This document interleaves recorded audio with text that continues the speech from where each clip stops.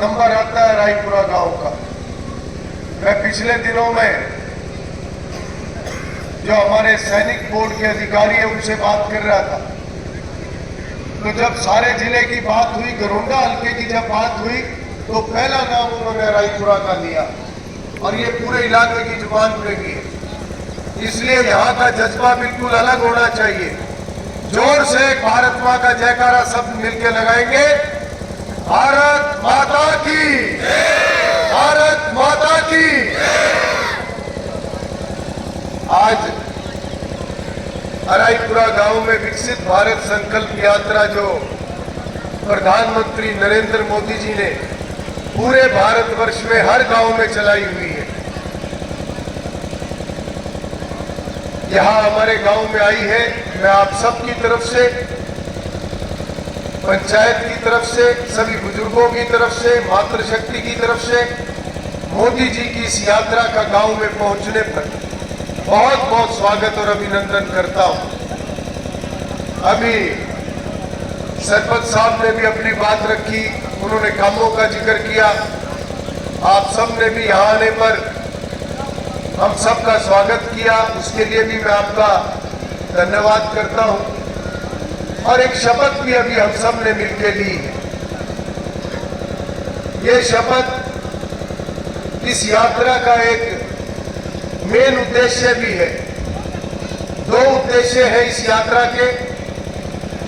एक तो सरकार की योजनाओं का लाभ हर गांव में घर घर तक पहुंचे, चाहे वो केंद्र सरकार की योजना है, चाहे हरियाणा सरकार की, मनोहर लाल जी की सरकार की योजना है। हमारी सरकार ने सबसे ज्यादा अगर फोकस किया तो दो तीन चीजों के ऊपर खास तौर पर किया है। मोदी जी जब से प्रधानमंत्री बने हैं, उन्होंने भारत देश का सम्मान सारी दुनिया में ऊंचा किया है, देश को मजबूत किया है। और धारा 370 जो मोदी जी ने हटाई है, मैं समझता हूं कि इससे बड़ा ऐतिहासिक काम नहीं हो सकता, क्योंकि आजाद भारत के अंदर एक ही देश होते हुए भी देश एक नहीं था। आज धारा 370 हटने के बाद जम्मू कश्मीर भी भारत का अभिन्न अंग बना है। वहां के गरीब लोगों को भी सरकार की योजनाओं का लाभ मिलता है। इसी प्रकार से पूरे भारतवर्ष में, हरियाणा प्रदेश में लगातार विकास के काम हमारी सरकार में हो रहे हैं। आज पूरे भारत में व्यवस्थाओं को मजबूत किया जा रहा है और भ्रष्टाचार के ऊपर इस सरकार ने चोट मारी है। अगर हम याद करें, 1986 में हमारे देश के प्रधानमंत्री हुआ करते थे राजीव गांधी जी। उन्होंने एक बहुत बड़ा बयान दिया था, एक ऐसा शुद्ध बयान दिया था जो उस समय एक व्यवस्था के बारे में उन्होंने कहा था कि सरकार के खजाने से 100 पैसे चलते हैं, जब वो लोगों के पास पहुंचते हैं तो केवल 15 पैसे रह जाते हैं, 85 पैसे रास्ते में भ्रष्टाचार की भेंट चढ़ जाते हैं। परंतु उस भ्रष्टाचार के ऊपर अगर गंभीरता से किसी ने काम किया है, वो मोदी जी की सरकार ने किया है। आज पोर्टल के माध्यम से, ऑनलाइन सेवाओं के माध्यम से, ई टेंडर के माध्यम से ऐसी व्यवस्थाएं खड़ी की है जिससे भ्रष्टाचार जो है वो खत्म हो सके और सरकार का जो खजाने का पैसा है वो पूरा का पूरा लोगों के ऊपर खर्च हो सके। इसी के साथ साथ हमारी सरकार ने गरीब आदमी के लिए और जो भी समाज का हर वर्ग है, हर वर्ग के लिए सरकार ने काम किया है। अगर मैं गरीब तबके की बात करूं तो हमारी सरकार आने से पहले पूरे हरियाणा प्रदेश में 11 लाख बीपीएल परिवार हुआ करते थे और हमारी सरकार आने के बाद मुख्यमंत्री मनोहर लाल जी ने परिवार पहचान पत्र बनाया और हरियाणा प्रदेश के हर परिवार की पहचान करने का काम किया। और सबसे बड़ी बात जो हुई है कि 36 बिरादरी में से जो भी परिवार गरीब था उन सब का बीपीएल कार्ड बनाने का काम किया। यानी कि आर्थिक आधार पर आज तक अगर किसी सरकार ने काम किया तो वो भारतीय जनता पार्टी की सरकार ने काम किया, क्योंकि 36 बरादरी के अंदर अमीर लोग भी हैं और हर बरादरी में गरीब लोग भी होते हैं। अगर किसी ने समझा तो मोदी जी की सरकार ने समझा, मनोहर लाल जी की सरकार ने समझा। आज हरियाणा प्रदेश में जहां 36 बरादरी के बीपीएल कार्ड बनाए, 19 लाख नए बीपीएल कार्ड बनाने का काम किया, वहीं अगर मैं हराईपुरा गांव की बात करूं तो हराईपुरा गांव में हमारी सरकार आने से पहले केवल 116 बीपीएल कार्ड हुआ करते थे पूरे गांव में। कितना बड़ा गांव, हमारे हल्के का सबसे बड़ा गांव है, जो सबसे बड़े 3-4 गांव है उसमें हराईपुरा का नंबर आता है। मगर यह भी दुर्भाग्य है कि ऐसे बहुत गांव हमारे हल्के के अंदर है जिनकी पंचायत की आमदन नहीं है। और ये बड़े बड़े जो गांव हैं उनमें चाहे हराईपुरा है, चाहे बरसत है, चाहे कैमला है, ये इस प्रकार के गांव है कि बड़े तो हैं आबादी के लिहाज से, मगर इनकी पंचायत की आमदन नहीं है। इसलिए हमने ये कोशिश करी है कि जिन गांवों के अंदर पंचायत की आमदन कम थी, हमने उन गांवों के अंदर ज्यादा ग्रांट देने का काम पिछले 9 सालों के अंदर किया है। अभी अगर सरपंच साहब ने काम बताए तो अगर हम बड़े बड़े कामों को भी छोड़ दें, एनसीसी एकेडमी 86 करोड़ में बनेगी पूरी, कोरोना की वजह से काम रुका था, जल्दी शुरू होगा। इसी प्रकार से हमने साइंस ब्लॉक का निर्माण करवाया पुराने कॉलेज के अंदर। मुझे याद है जब मैं विधायक बन के आया था तो मेरे एक बुजुर्ग ने मेरा हाथ पकड़ा था और उन्होंने ये बात कही थी कि हमारे बुजुर्गों ने ये कॉलेज बनाया था और 40 साल से सरकार के पास है, मगर आज तक किसी ने इस कॉलेज को देखा नहीं। मैंने ये वायदा करा था कि मैं इसको बहाल करने का काम करूंगा। मैंने मुख्यमंत्री जी से निवेदन करके जहां इस पुराने कॉलेज के अंदर साइंस ब्लॉक को स्वीकार करवाया, वही जो एनसीसी एकेडमी जो बनी है, हम जानते हैं कि ये किस प्रकार की वो जमीन है, कितने गहरे उसमें खदान है। सरकार के विभाग ने मना कर दिया था कि हाँ एनसीसी एकेडमी नहीं बन सकती क्योंकि गड्ढे बहुत ज्यादा है।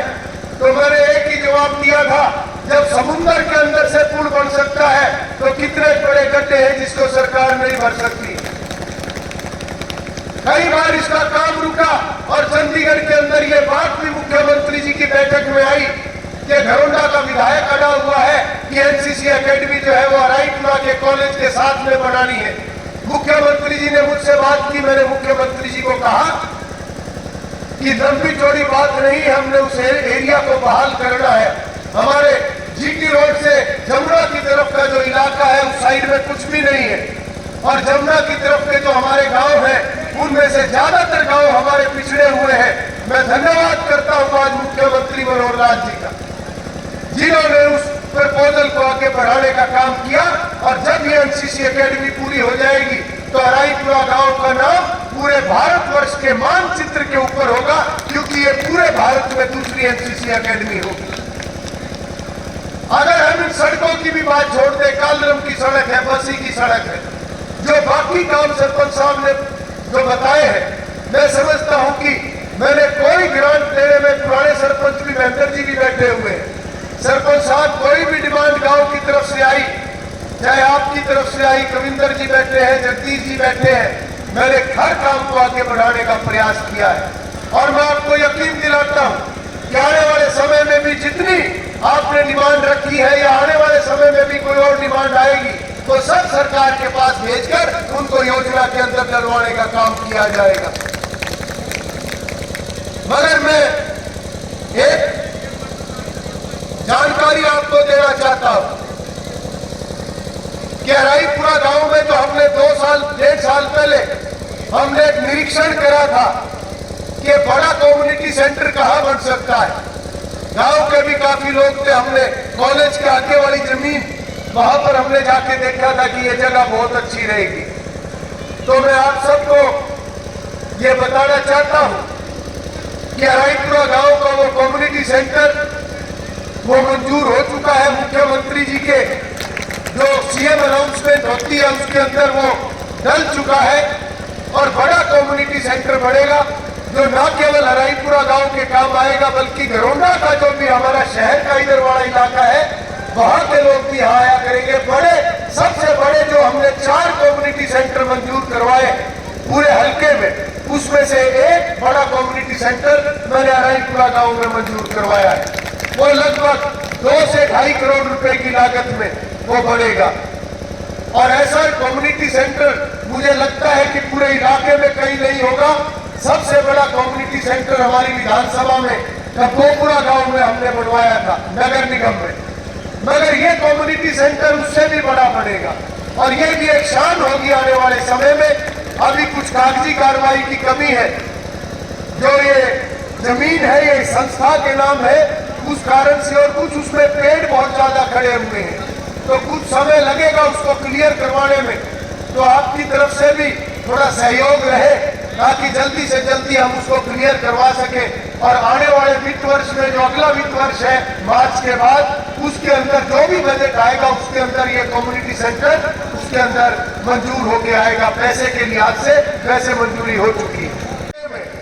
अभी पिछले दिनों में जो प्रधानमंत्री जी की एक बहुत बड़ी योजना है गांव के स्कूलों को और बेहतर करने की, तो हमारे ब्लॉक के अंदर 3 स्कूल उसके लिए चिन्हित हुए थे, मगर उन 3 स्कूलों में से मैंने अराईपुरा गांव के स्कूल को अपनी तरफ से रिकमेंड करके भेजा है कि आने वाले समय में जो हमारा अराईपुरा गांव का जो सरकारी स्कूल है ये पीएम श्री स्कूल आने वाले समय में होगा और बड़ा इसका बदलाव आने वाले वर्षों में हम देखेंगे कि स्कूल का जो एक स्तर है वो एक अलग स्तर का होगा, क्योंकि ये प्रधानमंत्री जी की योजना है कि धीरे धीरे करके कुछ स्कूलों को जो गांव के स्कूल है उनके स्तर को बढ़ाना है।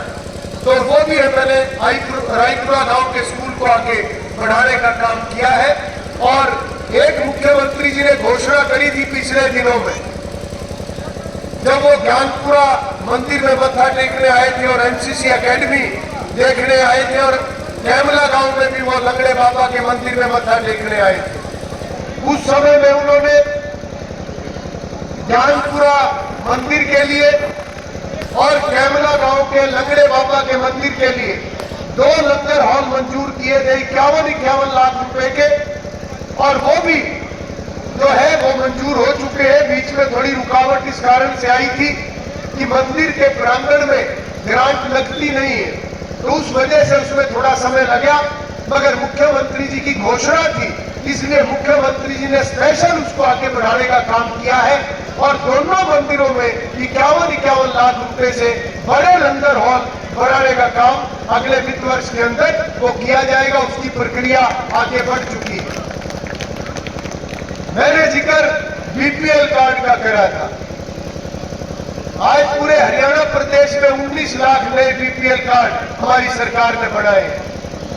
और अगर मैं अराईपुरा गांव का आंकड़ा आपको बताऊं,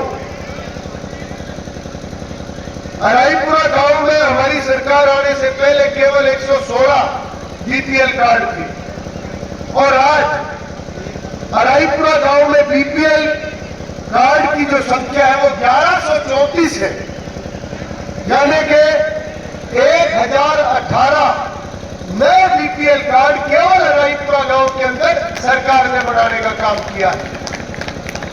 और जितनी भी योजनाएं सरकार ने गरीब परिवारों के लिए बनाई है, चाहे वो 5 लाख रुपए तक का मुफ्त इलाज है सरकारी और प्राइवेट अस्पतालों में, इन सभी परिवारों को उस योजना का लाभ मिलेगा।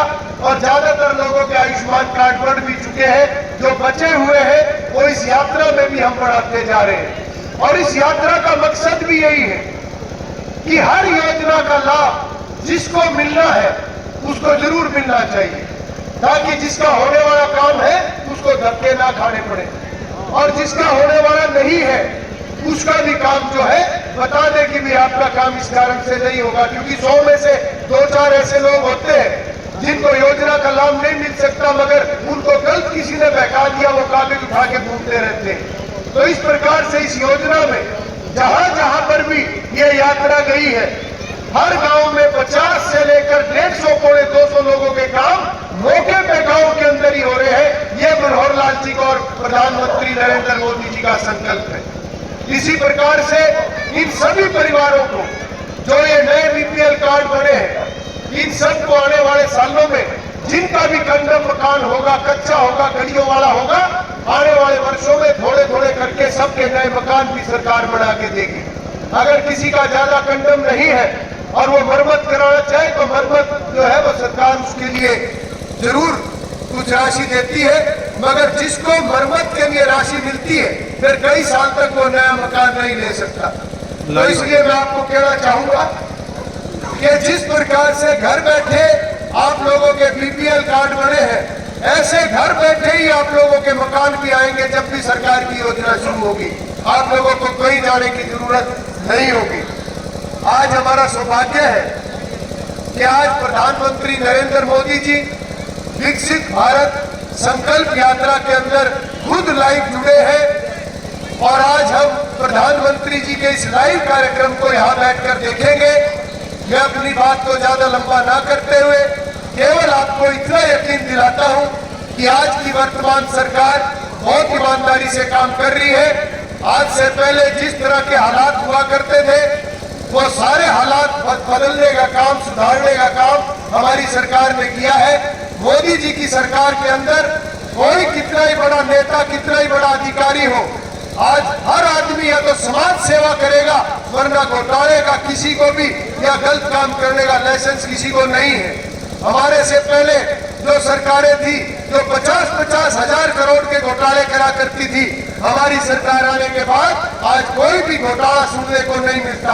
हमारी सरकार आने के बाद हरियाणा प्रदेश में जहां पहले एमएलए मंत्रियों के बच्चों को बड़े बड़ा अधिकारी बना दिया करते थे और आम आदमी जो पढ़ने वाले बच्चे होते थे उनको पीछे हटा दिया करते थे, पैसे से नौकरियां बिका करती थी, आज हमारी सरकार के अंदर हर गांव में 10-10, 15-15, 20-20 नौकरियां आज मेरिट के आधार पर मिल रही है और आज आम परिवारों में से आज अधिकारी बनने लग रहे हैं, कर्मचारी बनने लग रहे हैं। ये एक ईमानदारी है जो आज की भारतीय जनता पार्टी की सरकार व्यवस्थाओं को ठीक करते हुए आगे बढ़ रही है।